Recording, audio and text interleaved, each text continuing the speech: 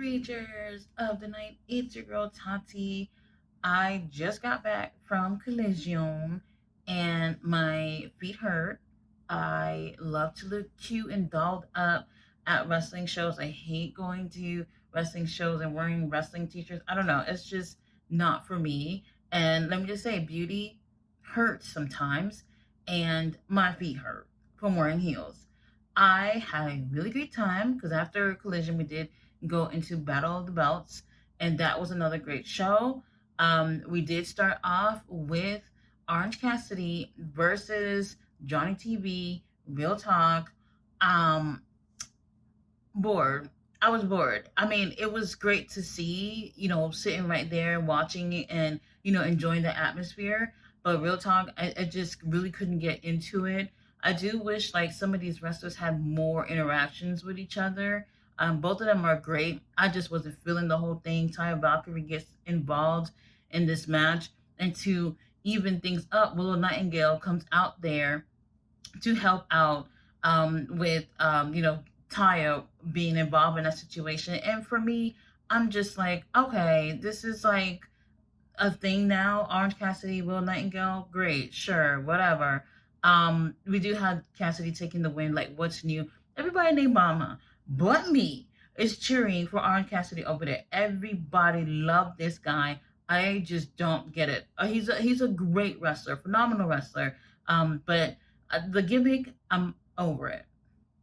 So up next, we had tag team action. We had Top Flight versus Claudio Castagnoli, Wheeler Yuta versus Lee Moriarty and Brian Cage. I wonder why they put those two together. Like, doesn't Lee Moriarty already have two other people in his group? Whatever the situation is, great match. Looking at all these beautiful men out there, it was just, oh my god, these guys are just so fucking. Oh Lord have mercy, I could just stare at them all day, especially Claudio Castagnoli. Like he just looks like he's been carved by God. Love it. Absolutely love it.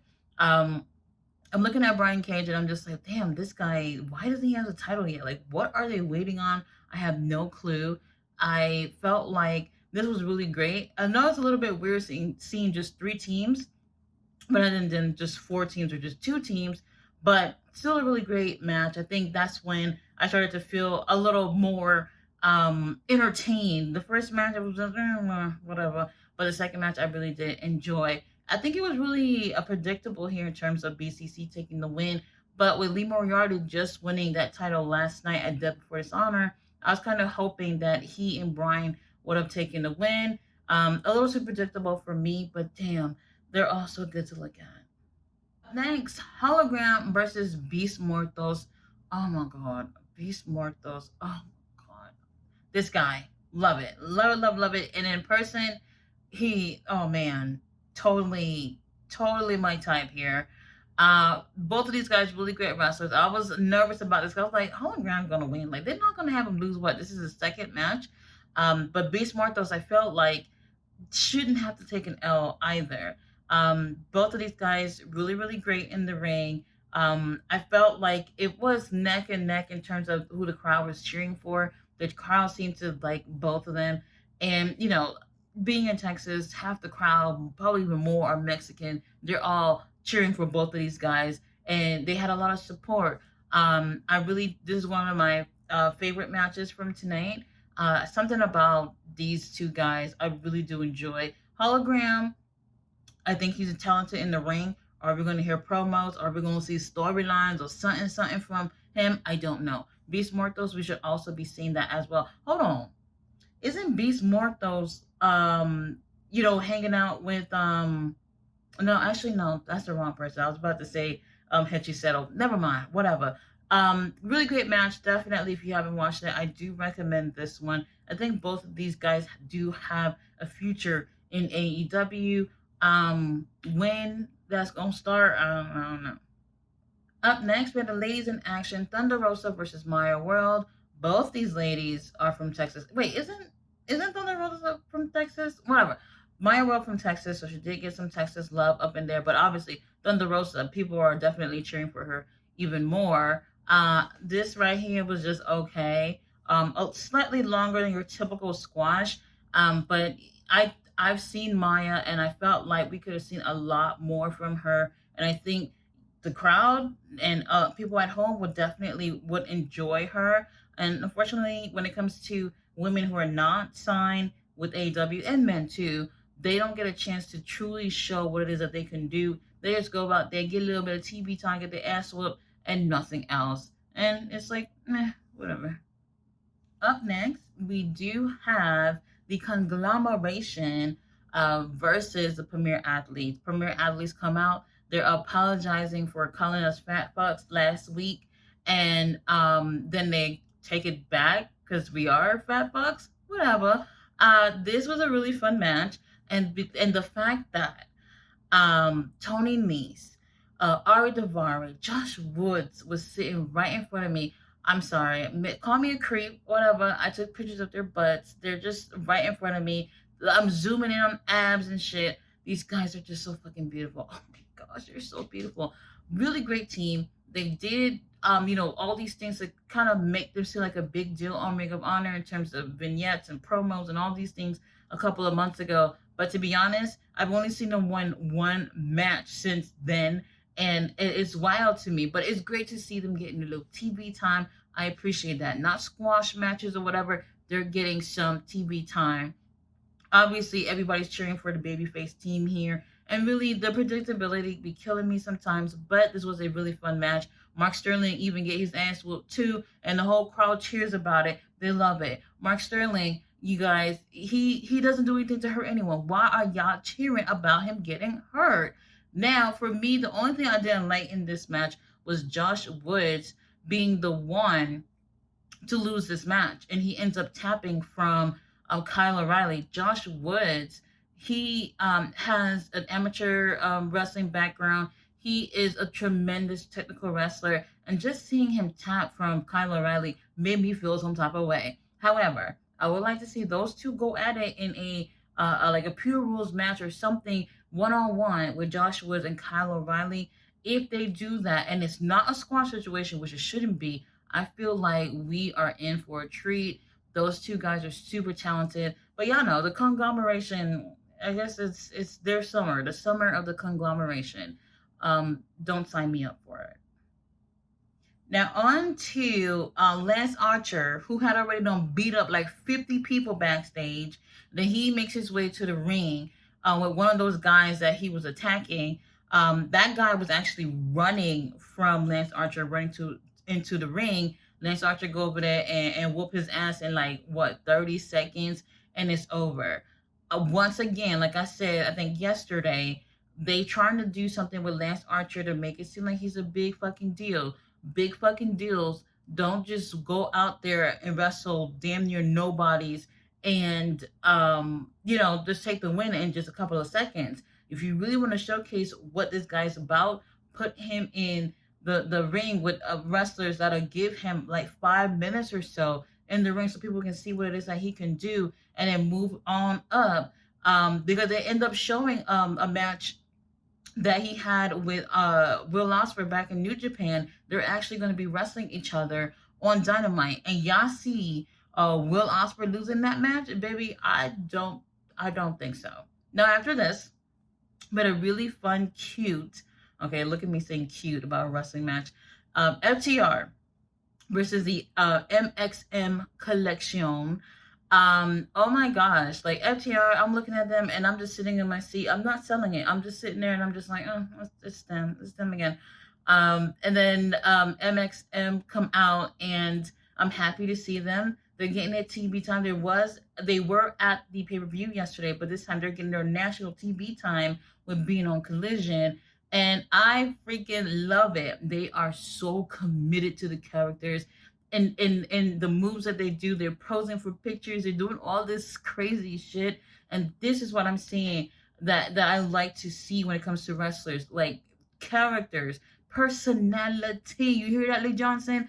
That's what I love to see, the personality in the ring. These two guys look like they really thought out what it is that they want to do in terms of being a team, and you can really see it play out. I wouldn't have wanted them to lose their first match on national TV, part of AEW. But it's FTR here. Like, FTR, do y'all see them losing anything? No. But they gave a really great match, very entertaining. FTR a little bit more on the serious side, while we have the MXM collection, just goofing around, but doing their thing, and that's part of their act, and I absolutely love it. Can't wait to see what happens. And this is what I was saying, Tony Khan, you need to be hiring more teams. This is how you get it done, by getting a really great team like this. We need to revive this tag team division. And yes, FTR takes the win. Main event time, we had Pac versus Leo Rush. I wasn't really sure. Well, when I first seen this yesterday, in terms of this match happening, I was just like, oh, I'm a little nervous, but let's see what happens. But this turned out to be a really great match. Leo Rush, I don't know if he's coming back to the company or what the situation is, but obviously look like things have they've made amends in terms of Leo Rush and AEW. So seeing him frequently like this, I absolutely enjoy. He's definitely been someone who they've been putting on the shows more often lately, and I feel like he's adding a lot to these shows by seeing him part of the company, since it's been a long time that he's actually been there. Have a really great main event with Pac. Pac, those six-pack abs are everything in front of your face. I'm just like, holy shit, this is just all I want to stare at for the rest of my life. I love Pac's physique. I feel like he has like one of the best physiques in pro wrestling. That's just me. I don't know about anybody else, but that's how I feel about it. This was a really great main event. Leo Rush is so quick on his feet. I absolutely love it.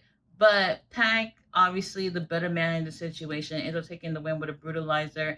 And Leo Rush tapped like almost immediately. And I was just like, damn, bro, like you're not even gonna try to get out of this. This was definitely one of the shorter main events that they've ever had on Collision. Collision, for the most part, have an average of about like 20 minutes when they do their main event. This was like in like 12 minutes or so. And that might not bother most people, but for me, I'm just like, I like how they used to have those longer matches on Collision. But whatever, beggars can't be choosers. Great main event, great way to end off Collision. But we do have Battle of the Belts right after that. After this, we do have Battle of the Belts, Taya Valkyrie versus our champion, Tony Storm. This match was okay. The thing is with Battle of the Belts, they don't really expect for there to be storylines or something that people can be invested in. All they want to do is say, hey, you got a title, get your ass in the ring. And that's what it is. I wish there was a little bit more to it when it comes to Battle of the Belts, but it just is what it is. They end up having a match. I do think that it was, they had some chemistry, but it wasn't anything to be wowed about. Tony Storm, oh my gosh, she's beautiful.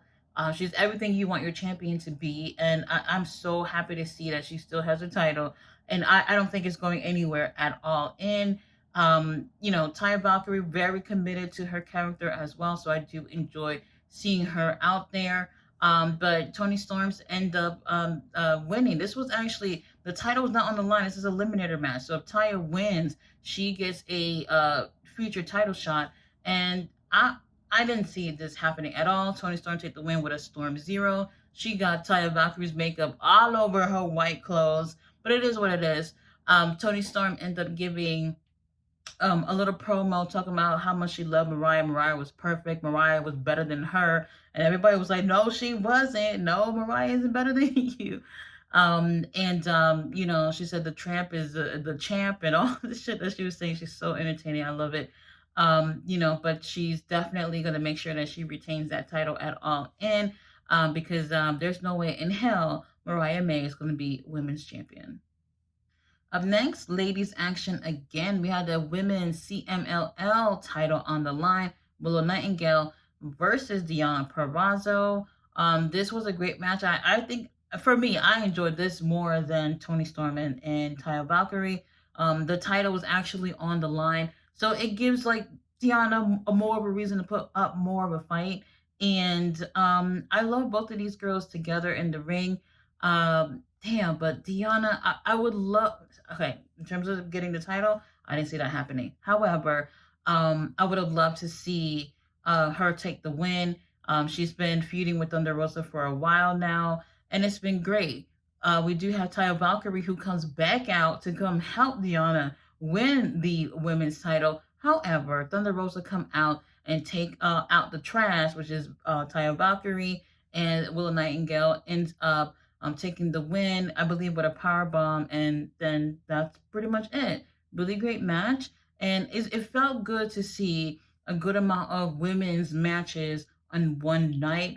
Obviously, because it's 3 hours, but still, we had some great time with the ladies, and I really do wish that we can see more and more matches with the ladies, even if it is on just one show. Now we have the six-man tag titles on the line, which happened to be vacant. Thank you for letting us know this yesterday, Tony Khan. The trios titles have been unified with the six-man tag titles, and they never said that they weren't unified anymore. I guess they just want us to believe that this is just something that was supposed to happen in terms of the titles just being its own thing now. So the title's vacant. And we had the Von Erichs and Dustin Rhodes versus the Undisputed Kingdom. That includes a Roderick Strong. When you look at the situation, you're just like, Roderick Strong doesn't have a title right now. But we do have the Ring of Honor tag titles on Matt Taven and Mike Bennett. So why should they win the trios titles? Yeah, I know. So predictable. However, really great match. And this was definitely a great way to showcase the Von Erichs. Now I know they have a lot to live up to in terms of their names, but I really do feel like they're really, really great wrestlers. Some of you guys probably have seen them. They used to be in MLW quite a while back, but maybe, just maybe, they may be signed with AEW since they end up taking the win and winning the six-man tag titles with Dustin Rhodes. After the Kingdom tried cheating, Katsuyori Shibata comes out as like, no bitch, y'all not cheating, and they made sure that things were fair so that if the Von Erichs and Dustin was going to win, they were going to win fair, which they do.